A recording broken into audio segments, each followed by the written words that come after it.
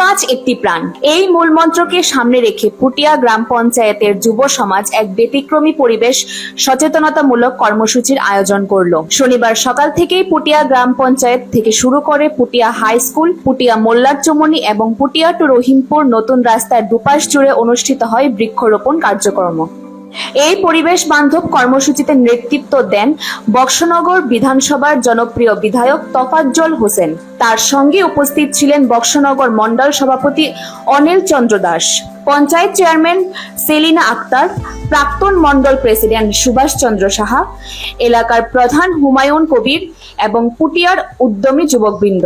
বৃক্ষরোপণ অনুষ্ঠানে বক্তব্য রাখতে গিয়ে বিধায়ক তোফাজ্জল হোসেন বলেন, 2014 সাল থেকে ভারতে বিজেপি সরকার চলছে এবং প্রধানমন্ত্রী নরেন্দ্র মোদীর নেতৃত্বে স্বচ্ছ ভারত অভিযান সফলভাবে পরিচালিত হচ্ছে। গাছ লাগানো একটি গুরুত্বপূর্ণ সমাজসেবা। মানুষের অধিকার রক্ষা ও মৌলিক চাহিদা পূরণে বিজেপি সরকার প্রতিশ্রুতিবদ্ধ।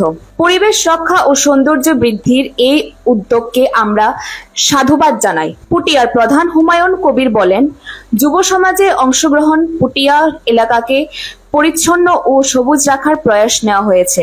পাম গাছ রোপণের মাধ্যমে এলাকার সৌন্দর্য যেমন বাড়বে তেমনি পরিবেশও রক্ষা পাবে। গাছ লাগান, জীবন বাঁচান, এই বার্তাকে সামনে রেখেই আজকের কর্মসূচির আয়োজন।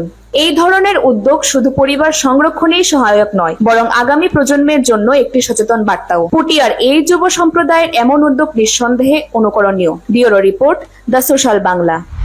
উদ্দেশ্য হলো 2014 সাল থেকে আজকে পর্যন্ত ভারতীয় জনতা পার্টির সরকার ভারতবর্ষে চলছে এবং ত্রিপুরা রাজ্যে 2018 থেকে আজকে 25 7 বছর বিজেপি সরকার চলছে। বিজেপি সরকার বা নরেন্দ্র মোদীর যে নারা স্বচ্ছ ভারত, এই স্বচ্ছ ভারত করা যেমন ভারতীয় জনতা পার্টির একটা সমাজ সেবার মধ্যে পড়ে এবং সমাজকে পরিবেশকে স্বচ্ছ রাখার জন্য স্বচ্ছ ভারত, তার সাথে সাথে মানুষের নৈতিক অধিকার, তার মৌলিক অধিকার এবং মানুষের কাজ করাই ভারতীয় জনতা পার্টির টার্গেট বা উদ্দেশ্য। তারই সাথে সাথে এই সমাজকে, পরিবেশকে গাছ লাগিয়ে পরিবেশকে আরো সুন্দর করা, পরিবেশের ভারসাম্য রক্ষা করা, সেটাও ভারতীয় জনতা পার্টির কার্যকর্তাদের উদ্দেশ্য।